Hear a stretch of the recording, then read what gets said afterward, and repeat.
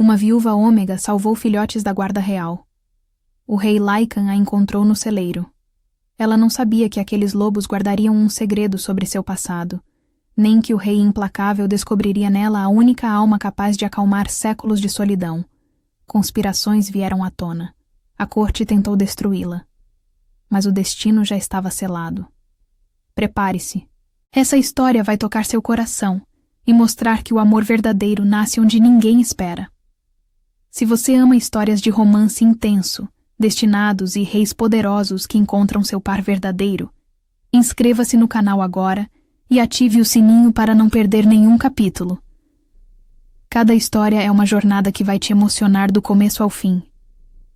A neve caía com pressa naquela noite, como se o próprio inverno quisesse apagar os rastros de quem caminhava sozinha. Ela conhecia bem esse ritual de solidão. Acordar antes do sol, trabalhar até os ossos doerem, aceitar o pouco que lhe davam e agradecer porque sabia que a fome doía menos do que o orgulho ferido. O reino não guardava ternura para quem nascera sem nome e perdera ainda jovem o único companheiro que a chamava pelo nome com afeto. Desde que a matilha a expulsara num inverno de escassez, ela aprendera a viver nas beiradas das aldeias do norte, invisível o suficiente para não incomodar, útil o bastante para não ser expulsa de novo. Mas naquela noite, quando o choro agudo de filhotes atravessou os pinheiros tombados, ela parou. Não porque fosse corajosa, mas porque reconhecia no lamento algo que ela mesma havia sentido. O desespero de quem precisa ser achado antes que seja tarde demais. Entre galhos quebrados e armadilhas de ferro proibidas, ela encontrou 5 lobos filhotes tremendo de medo e de frio. Um deles carregava no pescoço uma fita de couro com nó cerimonial, usado apenas pelos guardas animais da coroa. Ela soube então que resgatá-los poderia condená-la, mas deixá-los ali seria escolher a própria covardia, e isso ela não faria. Com mãos geladas e paciência aprendida à força, ela travou as molas de ferro uma a uma, usando um grampo do próprio cinto. Não tinha lâminas nobres nem força de alfa, apenas a habilidade de quem consertava arreios para sobreviver. Quando terminou, enrolou cada filhote no próprio xale e os levou para um celeiro abandonado, escondendo-os sob feno, porque sabia que a guarda do castelo patrulhava a mata naquela semana. Ela não pediu recompensa. Apenas impediu que mais uma perda se juntasse à sua lista. Na manhã seguinte, a patrulha real seguiu os rastros que a neve não conseguira apagar. E quando chegaram ao celeiro, o rei Lycan estava entre eles. Ele não era um homem qualquer. Era imortal ou quase, marcado por séculos de dever e perdas que o tornaram honrado e solitário. A corte o temia e o venerava, mas não o conhecia. Ao vê-la ajoelhada no chão, alimentando os filhotes com leite diluído e deixando que mordiscassem seus dedos sem punição, o lobo interior do rei reagiu de um modo que ele próprio não esperava. Não houve ameaça, mas reconhecimento silencioso, como se a presença dela acalmasse uma ferida antiga que ele guardava há séculos. A tradição do reino, porém, não perdoava gentilezas. Mesmo tendo salvado vidas, ela fora encontrada em posse de animais da coroa e perto de armadilhas ilegais. Para proteger o nome da matilha sagrada e evitar que rumores virassem arma política, o rei ordenou que a levassem ao castelo para responder às leis de caça. Ela não resistiu, porque sabia como o mundo tratava quem fugia, como culpado. Aceitou as correntes leves e caminhou entre soldados, não por submissão cega, mas por cálculo humilde. Se fosse julgada, ao menos seria julgada diante de um rei, que virá a verdade com os próprios olhos. Dentro do castelo, a vida da corte tentou esmagá-la. As servas a olharam como invasora, cavaleiros a chamaram de ladra, nobres sussurraram que ela buscava ascensão por artifício, como se coragem fosse truque. Mas uma governanta idosa chamada Maire foi a primeira a tratá-la como pessoa, não como problema. Maire vira muitos invernos e compreendia que os fortes, por vezes, precisavam ser ensinados a reconhecer bondade. Foi ela quem lhe deu roupas limpas e a orientou sobre protocolos, porque qualquer erro mínimo viraria prova de má índole diante do conselho. O rei permitiu que ela permanecesse perto dos filhotes enquanto aguardava julgamento. O motivo prático era claro. Os filhotes traumatizados recusavam o alimento de qualquer outra mão e uivavam até ferir a própria garganta quando separados dela. Mas havia algo mais profundo que o rei não declarava. A presença dela estabilizava a guarda animal e, por consequência, estabilizava a própria autoridade do trono. Aqueles lobos eram vistos como extensão viva do rei, e vê-los acalmados por uma ômega sem nome gerou choque na corte. E choque virou ameaça, porque tudo que o povo considera sagrado também pode ser usado para contestar um rei. Poucos dias depois, um mensageiro chegou do extremo norte anunciando tumultos. Aldeões encontravam gado morto e acusavam a coroa de negligência, exigindo que o rei perdesse a guarda animal para provar que era humano como eles. Sir Cailan, o conselheiro leal do rei, percebeu que os boatos tinham a mesma cadência de outras intrigas antigas. Alguém os alimentava com intenção. Isso explicava por que as armadilhas haviam surgido tão perto do castelo, algo que nenhum caçador comum ousaria fazer. A corte, porém, preferiu a explicação conveniente: culpar a ômega viúva, uma figura fraca o bastante para ser sacrificada, e restaurar a ordem sem enfrentar quem realmente movia as peças. Quando o conselho foi convocado no grande salão, ela entendeu que não era sobre ela, mas sobre o trono. Alguns nobres, como o duque Alaric de Valenrubro e a dama Serene de Halvar, insistiram que a lei exigia punição exemplar. A motivação era concreta. Ambos haviam perdido influência porque o rei cortara privilégios de caça e impostos abusivos. Enfraquecer a imagem dele significava recuperar poder. Ela escolheu falar apenas o necessário, com respeito, descrevendo como encontrara os filhotes, como desarmara as armadilhas e por que os escondera. Não pediu piedade. Explicou uma decisão, porque sabia que a verdade, quando firme, fere mais do que lágrimas. O rei manteve a postura de pedra, mas observou cada reação. Ele vira muitas cortes, muitas intrigas, muitas mentiras vestidas de justiça. E algo naquela ômega viúva o perturbava de um jeito que não conseguia nomear. Não era apenas a coragem silenciosa ou o modo como os filhotes reagiam a ela. Era a maneira como ela aceitava a possibilidade de condenação sem perder a dignidade, sem implorar, sem tentar manipular. Ele conhecera alfas poderosos que se curvavam diante do menor sinal de perigo, e agora via uma ômega viúva enfrentando a corte inteira com apenas a verdade nas mãos. A acusação poderia ter prevalecido se os próprios filhotes não tivessem exposto uma pista. Ao limpar um deles, ela percebeu marcas de tinta escura na pelagem, como se alguém os tivesse arrastado por um pano impregnado de óleo. O cheiro não era de bosque, era de ferraria nobre, usado para conservar metal sem enferrujar. Sir Cailan mandou verificar as armadilhas recolhidas e notou um símbolo pequeno gravado na haste interna, usado apenas por artesãos de alto nível para identificar encomendas. A marca correspondia a uma oficina sob proteção de Valenrubro, ligada ao duque Alaric. A prova não surgiu por milagre. Surgiu porque a viúva tinha olhar paciente, porque o conselheiro tinha método e porque a própria arrogância dos nobres os fizera descuidados. A partir daí, a posição social dela mudou de maneira perigosa. Não virou amada, mas virou inconveniente para quem tramava. Mairi passou a escondê-la em tarefas discretas para mantê-la viva, e o rei reforçou a guarda ao redor dos filhotes, pois percebeu que a intriga era maior do que um crime isolado. Naquela mesma semana, alguém tentou adoecer os filhotes com ervas amargas misturadas ao leite do canil. A viúva impediu a pior consequência, porque reconheceu o cheiro estranho antes de oferecer a tigela. Seu talento com animais incluía perceber o que os perturbava. Ao denunciar o risco, foi ridicularizada por alguns criados, mas o mestre dos canis confirmou a adulteração quando os lobos gigantes recusaram alimento, rosnando para a tigela como se fosse veneno. O rei, pressionado pela tradição, exigiu investigação formal. Alaric e Serene reagiram com uma tentativa de golpe social.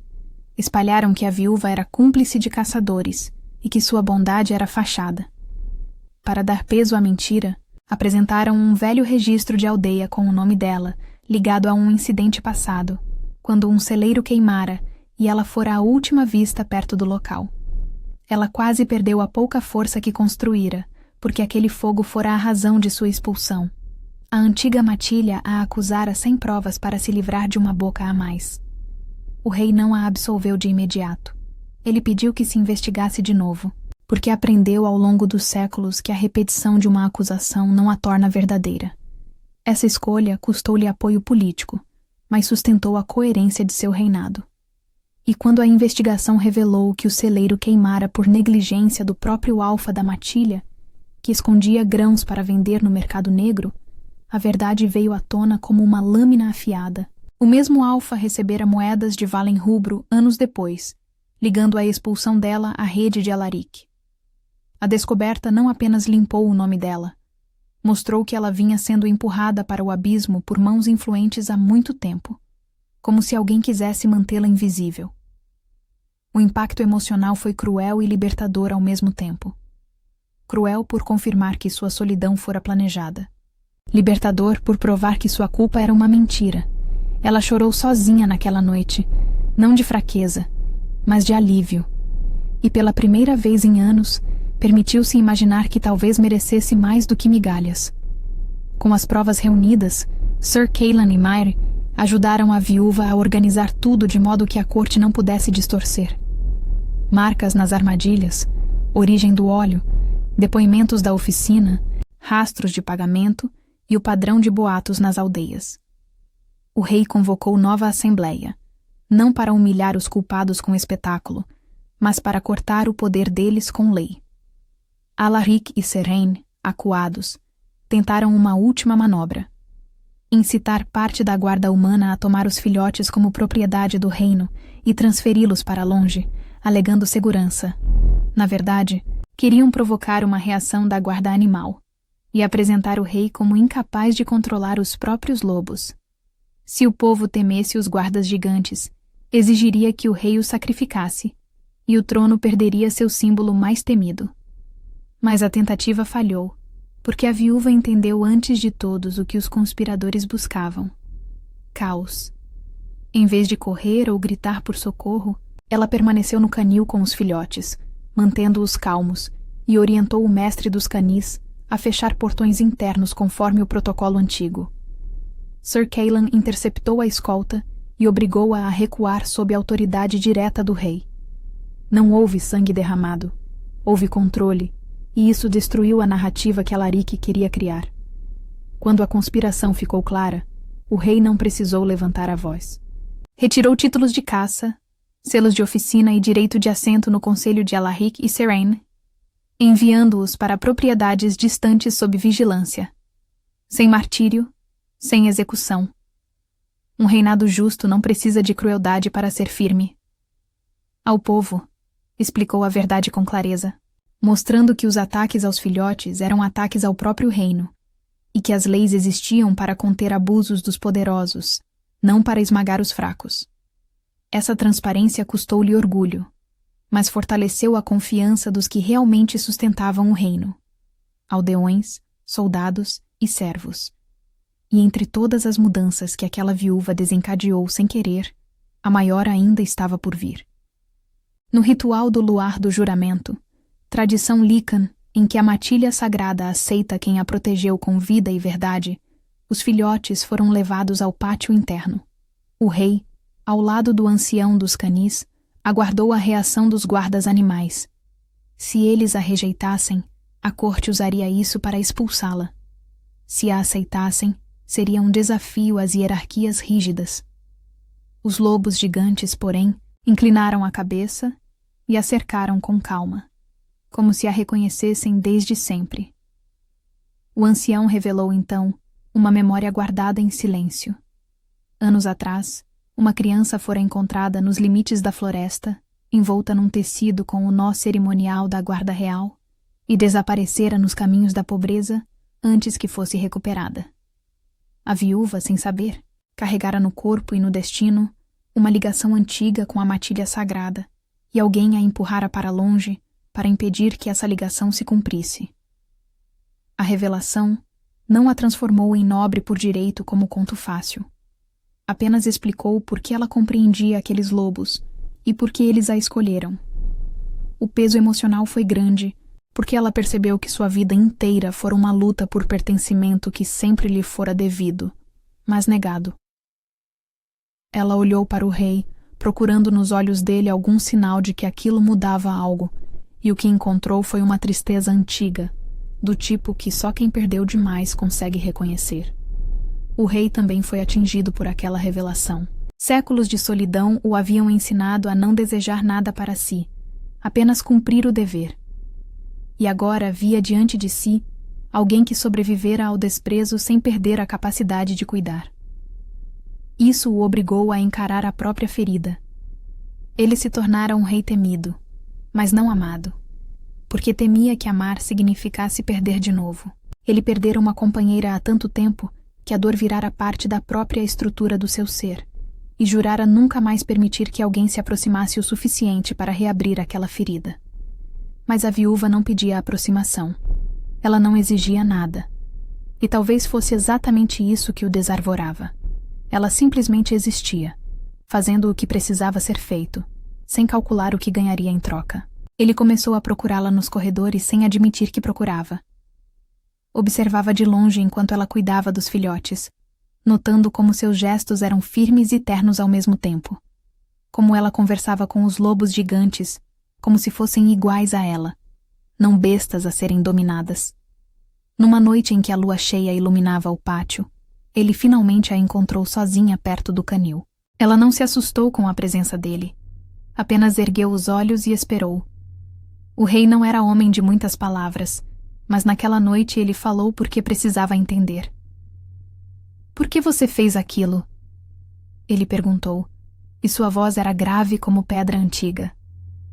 Por que arriscou a própria vida por filhotes que não conhecia? Ela demorou a responder, não por medo, mas porque a pergunta merecia verdade. "Porque eu sei o que é não ser achada", ela disse simples, e não queria que eles sentissem isso. A resposta foi tão direta que doeu. O rei sentiu algo se mover dentro do peito, algo que ele mantinha trancado há séculos. Ele não respondeu com palavras, apenas assentiu, e naquele gesto havia mais respeito do que a corte inteira jamais demonstrara por ela. Eles ficaram ali, lado a lado, em silêncio, e foi o primeiro silêncio confortável que qualquer um deles sentira em muito tempo. Nos dias que se seguiram, o rei passou a convocá-la para conversas que não tinham motivo oficial. Ele perguntava sobre os filhotes, sobre como ela aprendera a acalmar animais, sobre suas memórias da vida antes do castelo. Ela respondia sem enfeitar, sem tentar impressionar, e isso era raro para alguém acostumado com adulação. A corte começou a notar, e os rumores cresceram como erva daninha. Diziam que o rei estava enfeitiçado, que a Ômega usava artimanhas, que aquilo não duraria. Mairi, porém, sabia a verdade. Ela via nos olhos do rei algo que não via há séculos, interesse genuíno por outra pessoa, não por dever, mas por vontade. E via na viúva algo igualmente raro. Ela não se curvava diante do rei, mas também não o desafiava. Ela o tratava como homem, não como mito, e isso era exatamente o que ele precisava. Uma noite, quando a viúva retornava do canil, encontrou o rei esperando no corredor de pedra. Ele segurava algo nas mãos. Um manto de lã espessa, do tipo usado pelos guardas durante patrulhas no inverno. Não era um presente nobre, mas era prático, e havia nele um cuidado que ela não esperava. "O inverno está chegando", ele disse, e estendeu o manto para ela. "E você ainda sai sem proteção suficiente." Ela aceitou, sentindo o peso do tecido e o peso do gesto. "Obrigada", disse, e pela primeira vez em muito tempo, sua voz carregou algo além de cansaço. Carregou afeto. O rei não sorriu. Ele raramente sorria. Mas algo no rosto dele se suavizou, como se uma armadura invisível tivesse se afrouxado por um instante. "Você se importa com coisas que não deveria importar", ele disse. e havia admiração naquelas palavras, não crítica. E o senhor também, ela respondeu ousada. Ele a olhou então com atenção plena, e naquele momento, ambos entenderam que algo havia mudado entre eles. Não era paixão arrebatadora nem promessa de conto de fadas. Era reconhecimento. Dois seres feridos que encontravam no outro um reflexo do que guardavam escondido. Ele vira nela a coragem de continuar quando seria mais fácil desistir. Ela vira nele a solidão de quem carrega o mundo e não pode dividi-lo com ninguém. Os meses passaram, e a presença dela no castelo deixou de ser provisória. O rei criou oficialmente o título de Guardiã do Canil Sagrado, com responsabilidades claras, proteção legal e voz consultiva nas decisões que envolviam a relação entre coroa e povo. Para a corte, isso significava admitir que valor não nasce apenas do sangue nobre, mas do que se faz quando ninguém está olhando. Para ela, significava a única riqueza que sempre desejou e nunca ousou pedir: pertencimento. Mas nem tudo era aceitação tranquila. Havia uma tensão constante nos corredores, um jogo de olhares e sussurros que ela aprendera a decifrar. Algumas damas da corte a cumprimentavam com sorrisos frios, cheios de dentes e vazios de calor. Ela sabia o que diziam quando pensavam que não ouvia, que era conveniente, que usava os filhotes como artifício, que o rei estava cometendo um erro que custaria caro ao reino. As palavras não a feriam como antes, mas ainda pesavam, principalmente nas noites em que a solidão antiga ameaçava voltar. Foi numa dessas noites que o rei a encontrou no jardim interno, sentada num banco de pedra sob as estrelas. Ele não perguntou o que a afligia, simplesmente sentou-se ao lado dela e aguardou, porque aprendera que ela falava quando estava pronta, não quando era pressionada. O silêncio entre eles era diferente dos silêncios que ele conhecera ao longo dos séculos. Não era ausência de conexão, mas presença plena sem necessidade de palavras. Eles nunca vão me aceitar de verdade, ela disse finalmente, e havia cansaço na voz, não autocomiseração. O rei pensou antes de responder. Ele poderia ter dito que não importava, que ela não precisava da aprovação deles, mas isso seria mentira. Importava, porque ela vivia ali, trabalhava ali, existia naquele espaço onde cada olhar carregava julgamento. Não todos, ele disse, mas alguns vão, e os que importam já o fizeram. Ela virou o rosto para ele, e à luz das estrelas seus olhos pareciam guardar toda a fragilidade do mundo. E você? O senhor acha que fiz por merecer estar aqui? A pergunta o atingiu de um jeito que não esperava. Não porque duvidasse da resposta, mas porque percebeu quanto peso ela carregava. Quanto ela ainda lutava contra a voz interior que repetia as mentiras que lhe contaram a vida inteira. Ele estendeu a mão, e quando ela colocou a dela sobre a palma dele, sentiu como os dedos dela tremiam levemente. Você salvou vidas, quando poderia ter seguido em frente e se salvado, ele disse, e havia firmeza naquelas palavras. Você enfrentou a corte inteira sem curvar a espinha. Você transformou a guarda animal em ponte entre o castelo e o povo. Você fez mais por este reino em poucos meses do que muitos nobres fizeram em gerações inteiras. Então sim, você merece estar aqui. E qualquer um que diga o contrário terá que me enfrentar. Ela sentiu algo se romper dentro do peito. Não de dor, mas de alívio. Era a primeira vez em toda a sua vida que alguém via seu valor sem que ela precisasse provar, implorar ou se diminuir para caber nas expectativas alheias. Lágrimas desceram pelo rosto dela, silenciosas e pesadas, e ele as enxugou com o dorso da mão, um gesto tão terno que ela quase não acreditou que vinha daquele rei temível, que o reino inteiro reverenciava de longe. Eu tenho medo, ela confessou, vulnerável. Medo de que um dia você acorde e perceba que eu não sou suficiente. Que eu sou apenas uma ômega que salvou filhotes e que isso não é o bastante para ficar ao seu lado. O rei a puxou para mais perto, envolvendo-a num abraço que era ao mesmo tempo protetor e necessitado, como se ele também precisasse daquele contato tanto quanto ela. Eu passei 300 anos acreditando que não merecia nada além de dever e solidão, ele disse contra o cabelo dela. Você me mostrou que eu estava errado. E se há algo que aprendi nesses séculos todos, é que as pessoas mais valiosas raramente são as que nasceram com coroas. São as que escolhem bondade quando seria mais fácil escolher indiferença. Eles ficaram assim por um longo tempo. 2 corações cansados de lutar sozinhos, finalmente permitindo-se descansar um no outro. E quando se separaram, algo havia mudado de novo. Não era mais apenas reconhecimento ou respeito. Era amor, do tipo que não precisa ser declarado aos gritos, porque está presente em cada gesto pequeno, em cada escolha diária de permanecer. Nas semanas seguintes, a ligação entre eles se aprofundou de maneiras que nenhum dos dois planejara. O rei começou a pedir a opinião dela sobre questões do reino, não por formalidade, mas porque genuinamente valorizava a perspectiva dela. Ela via detalhes que a corte ignorava, como uma nova lei de impostos afetaria os aldeões mais pobres, como a rota de patrulha poderia ser ajustada para proteger melhor as famílias que viviam nas bordas da floresta, como pequenas mudanças no protocolo poderiam tornar o castelo menos intimidador para quem precisava pedir ajuda. Sir Cailan, observador como sempre, notou a transformação no rei.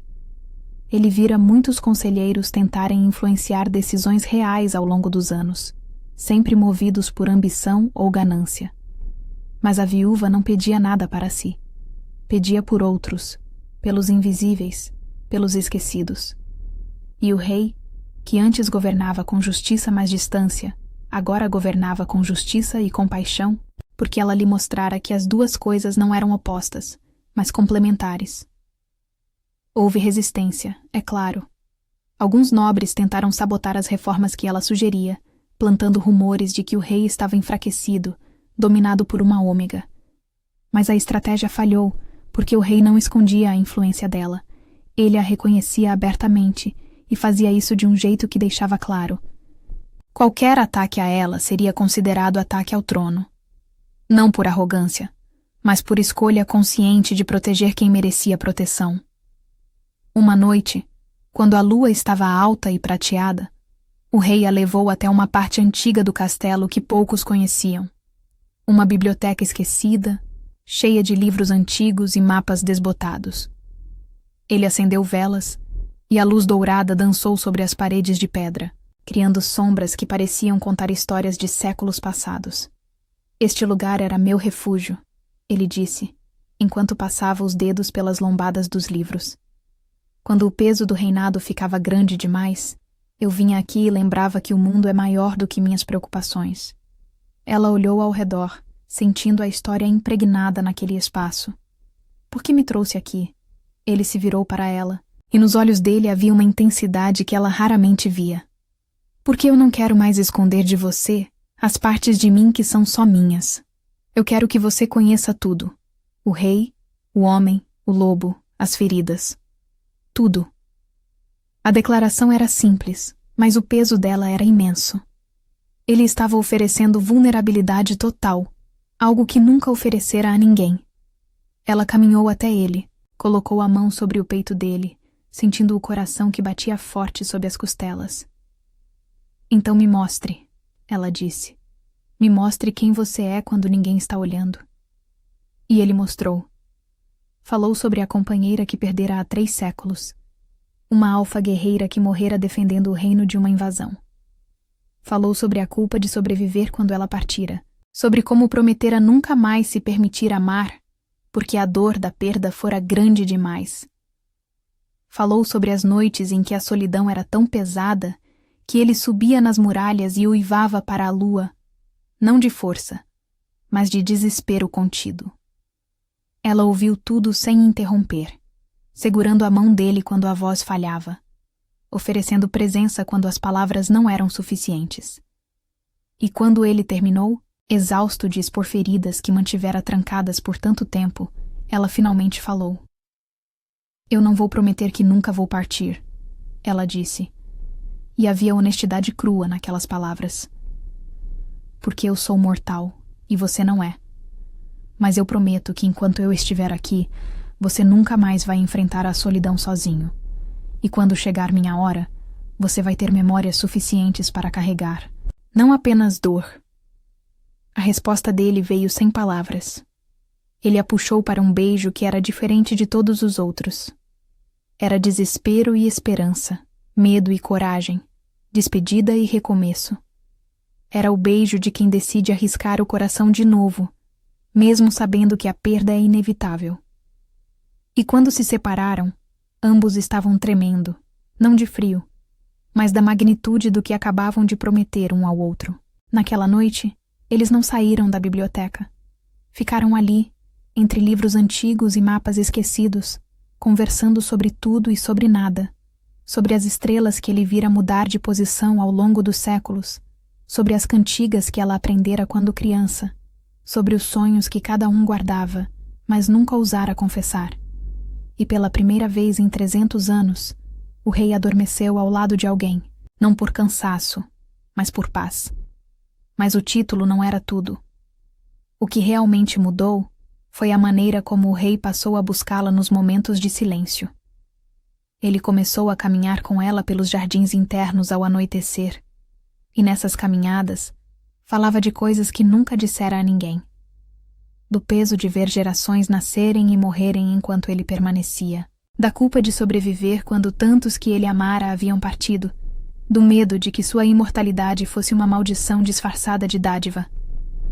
Ela ouvia sem oferecer soluções fáceis, porque entendia que algumas dores não têm cura, apenas companhia. E quando era a vez dela falar, contava sobre os anos de invisibilidade, sobre como aprender a ser útil sem nunca ser vista, sobre a solidão de dormir sabendo que ninguém notaria se ela não acordasse. Ele ouvia com a mesma atenção, e quando ela terminava, apenas colocava a mão sobre a dela, um gesto simples que dizia mais do que 1000 palavras. A corte tentou interferir de novo. Alguns nobres sugeriram que o rei deveria se casar com uma alfa de linhagem nobre para fortalecer alianças. Outros insinuaram que a viúva seria sempre uma figura menor, incapaz de entender as complexidades do poder. Mas o rei, pela primeira vez em séculos, não se importou com a opinião alheia. Ele aprendera algo com aquela ômega viúva que salvara filhotes com mãos vazias, que o maior ato de coragem não é conquistar, mas escolher quem você quer ao seu lado quando tudo desmorona.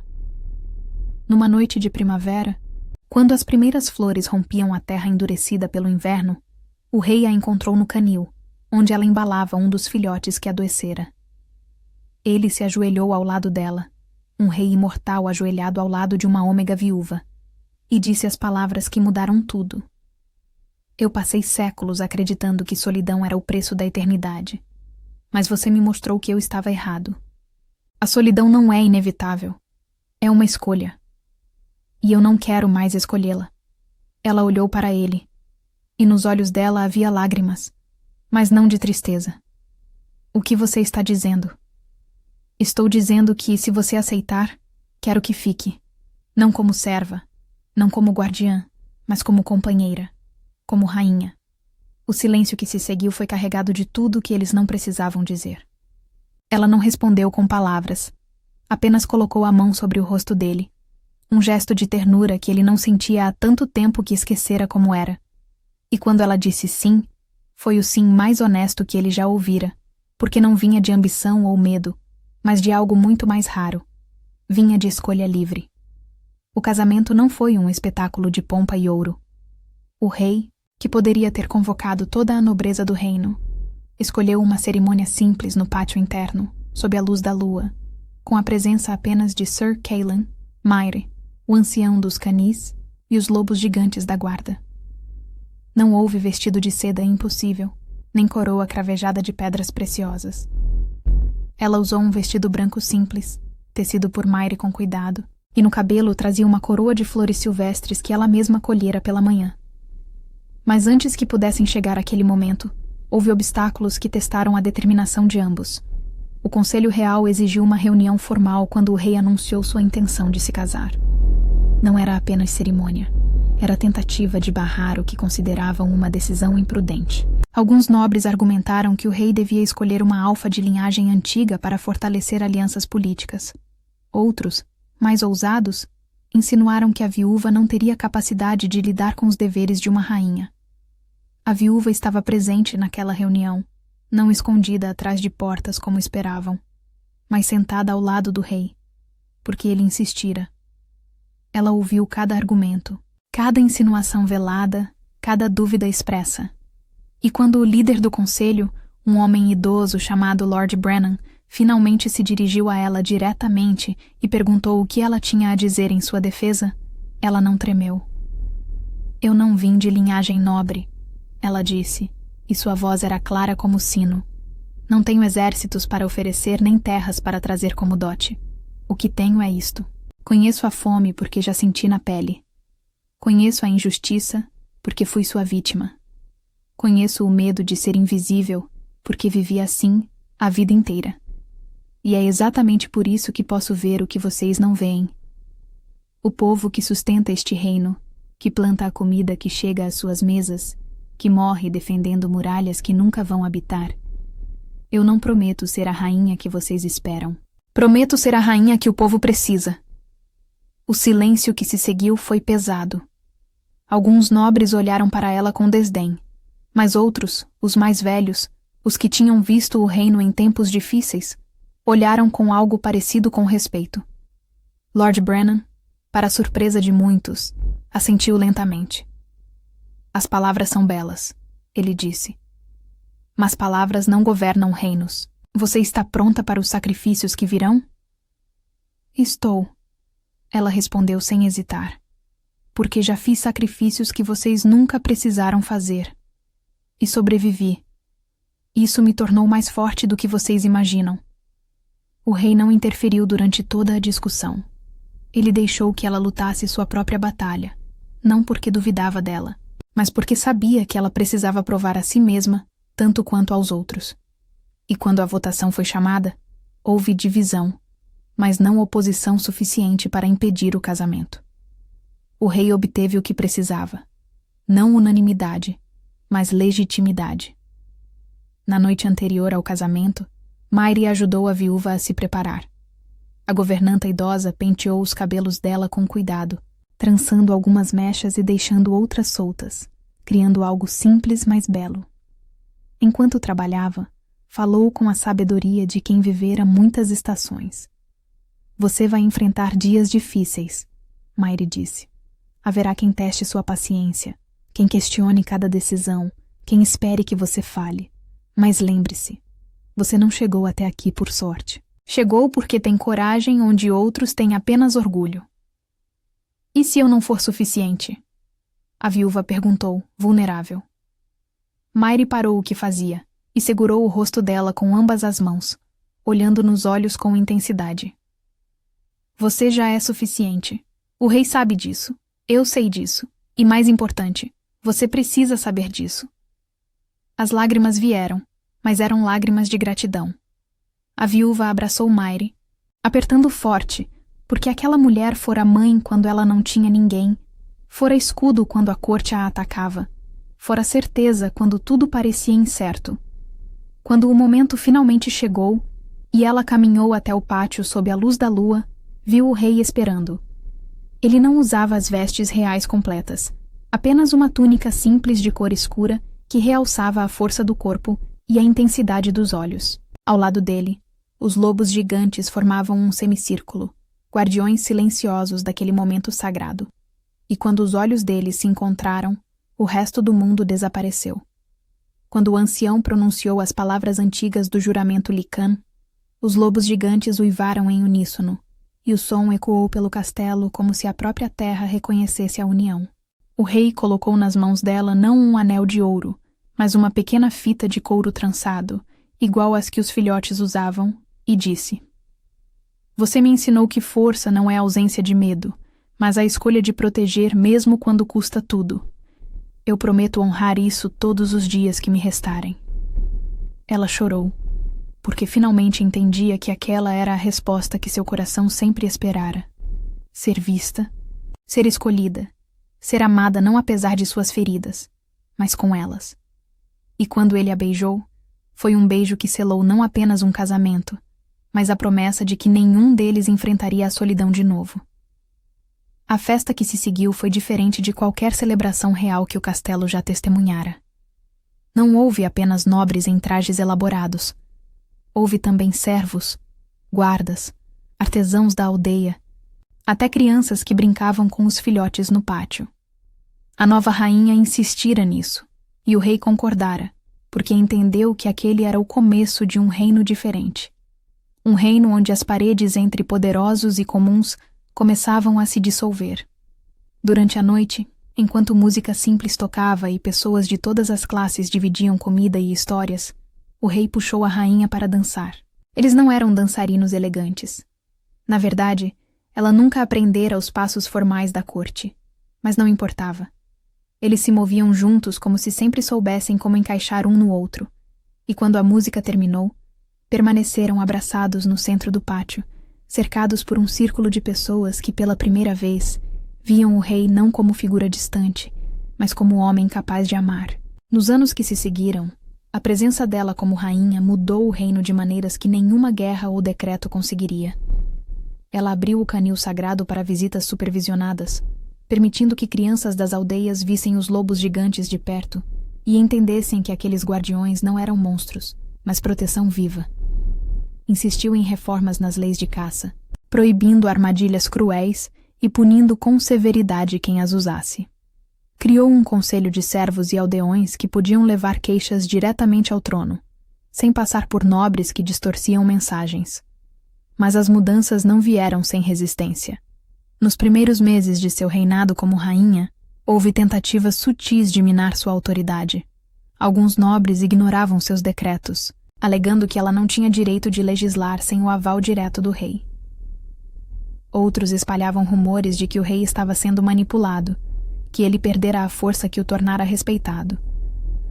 A estratégia era antiga: isolar o rei da rainha para enfraquecer ambos. O rei, porém, havia aprendido algo ao longo de 300 anos. Poder compartilhado não é poder diminuído, é poder multiplicado. Cada vez que alguém questionava uma decisão da rainha, ele aparecia publicamente para reforçá-la. Não como marido defensivo, mas como rei que reconhecia a competência. E quando um dos nobres mais teimosos, um duque chamado Hrothgar, tentou desafiar abertamente uma nova lei que protegia trabalhadores de fazendas, o rei convocou uma assembleia pública. Vocês acreditam que a rainha enfraquece este trono? O rei perguntou, e sua voz ecoou pelo salão lotado. Então deixem-me contar o que ela fez nos últimos 6 meses. As colheitas aumentaram porque os aldeões não vivem mais com medo de perder tudo para impostos abusivos. As estradas estão mais seguras porque a guarda animal agora trabalha em parceria com soldados, não em separação. As crianças das aldeias não fogem mais quando veem os lobos gigantes, mas correm para cumprimentá-los. Ela fez em meses o que muitos de vocês não conseguiram em décadas. Ela construiu pontes onde vocês construíam muros. O silêncio que se seguiu foi absoluto. E quando o rei terminou, virando-se para a rainha com orgulho visível nos olhos, até os mais céticos começaram a entender. Aquela união não era fraqueza, era transformação. A rainha também enfrentou desafios pessoais. Houve momentos em que o peso da responsabilidade parecia grande demais, quando as decisões custavam caro e as consequências eram difíceis de carregar. Numa dessas ocasiões, ela precisou ordenar a prisão de um homem que ela conhecera nos tempos de pobreza, um homem que também passara fome e que agora roubava das fazendas para alimentar a família. A lei era clara, mas a empatia doía. O rei a encontrou sozinha naquela noite, sentada no quarto que agora dividiam, com o rosto escondido entre as mãos. Ele não ofereceu soluções fáceis, nem tentou convencê-la de que tomara a decisão certa. Apenas sentou ao lado dela, colocou o braço ao redor dos ombros e deixou que ela chorasse. Eu o condeno hoje e dou comida às crianças dele amanhã, ela disse, a voz quebrada. Como isso é justo? Não é, o rei respondeu, honesto. Governar nunca é completamente justo. Mas você fez o que a lei exigia e depois fez o que a compaixão pedia. Isso é o máximo que qualquer um de nós pode fazer. Ela ergueu o rosto e nos olhos dele viu não julgamento, mas compreensão. Você já teve que fazer isso?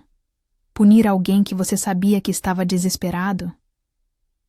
Muitas vezes, ele disse, e havia peso naquelas palavras. E cada vez dói tanto quanto a primeira. Se um dia parar de doer, é sinal de que eu perdi a humanidade. E você também. A conversa não resolveu a dor, mas trouxe conforto. Ela percebeu que não estava sozinha no fardo, que o rei carregava o mesmo peso e que juntos podiam suportar o que sozinhos os esmagaria. E na manhã seguinte, ela visitou a família do homem preso, levou comida e ofereceu trabalho remunerado à esposa dele na cozinha do castelo. Não era perdão, mas era tentativa de corrigir o que a injustiça social criara. Os anos trouxeram também momentos de alegria profunda. A rainha engravidou no 3º ano de casamento, e a notícia espalhou pelo reino como fogo em palha seca. Houve celebrações nas aldeias, porque o povo via naquilo um símbolo. A ômega que ninguém quis geraria o herdeiro do reino mais poderoso do norte. Mas a gravidez foi difícil. Seu corpo, marcado por anos de privação, lutava para sustentar a vida nova que crescia dentro dela.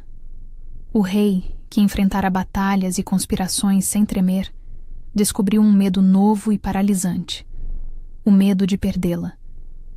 Ele não saía do lado dela, acompanhava cada consulta com os curandeiros, segurava sua mão durante as noites em que a dor era forte demais. E quando ela finalmente deu à luz, depois de um trabalho de parto que durou quase 2 dias, o choro do bebê ecoou pelo castelo como promessa cumprida. Era uma menina. Pequena, mas forte, com os olhos escuros do pai e a determinação teimosa da mãe. O rei segurou a filha nos braços e chorou pela primeira vez em 300 anos, não de tristeza, mas de gratidão esmagadora. Ele pensara que nunca mais teria isso: família, esperança, futuro. E agora segurava nos braços a prova viva de que os milagres existem para quem tem coragem de arriscar o coração de novo. A rainha, exausta mas radiante, observou o marido com a filha e sentiu algo se completar dentro dela. Aquela criança era mais do que herdeira. Era símbolo de tudo que eles haviam construído juntos. Um reino onde o valor não vinha do berço, mas da escolha. Onde amor não era luxo, mas direito. Onde futuro não era destino cruel, mas promessa de dias melhores.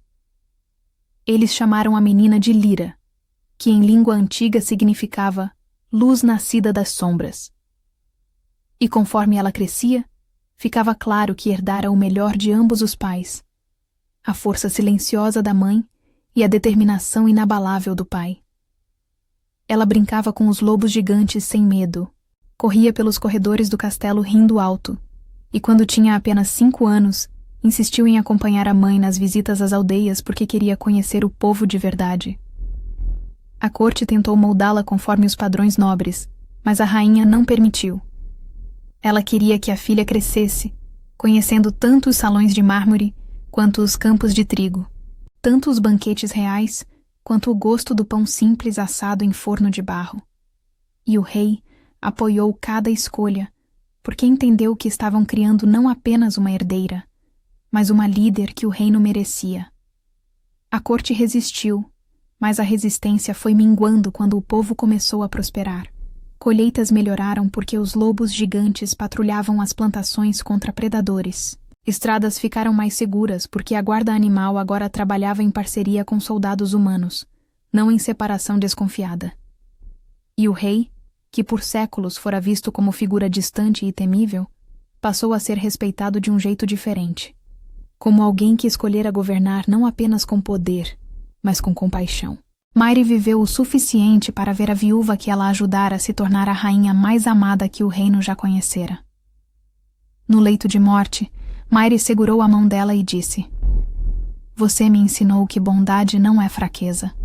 Obrigada por isso."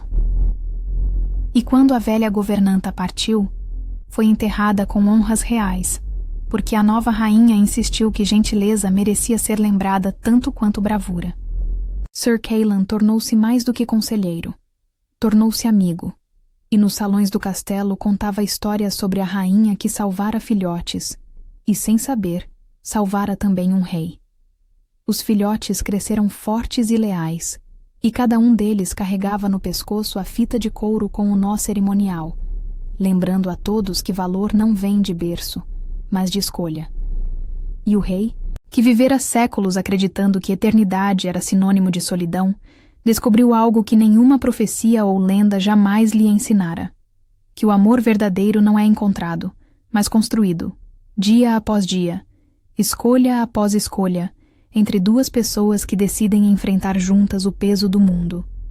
Na última noite antes do inverno, quando a primeira nevasca cobriu o reino, o rei e a rainha caminharam juntos pelo pátio, cercados pelos lobos gigantes que agora eram família. Ele a puxou para perto, enrolando o manto nos ombros dela, e ela encostou a cabeça no peito dele, ouvindo o coração que batia firme e eterno. "Você tem algum arrependimento?" Ele perguntou, porque ainda temia que um dia ela percebesse que merecia mais. Ela sorriu, e era um sorriso cheio de paz. "Nenhum. E você?" Ele olhou para ela, para a mulher que encontrara num celeiro com as mãos vazias e o coração cheio de coragem, e soube que a resposta era simples: nenhum. E naquela noite, enquanto a neve caía suave e silenciosa, o reino inteiro descansou sabendo que estava em boas mãos.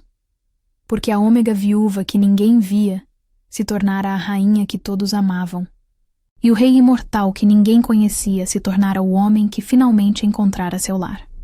E essa, no fim, era a única lenda que importava. A lenda de dois corações feridos que se curaram juntos, e ao fazê-lo, curaram também um reino inteiro.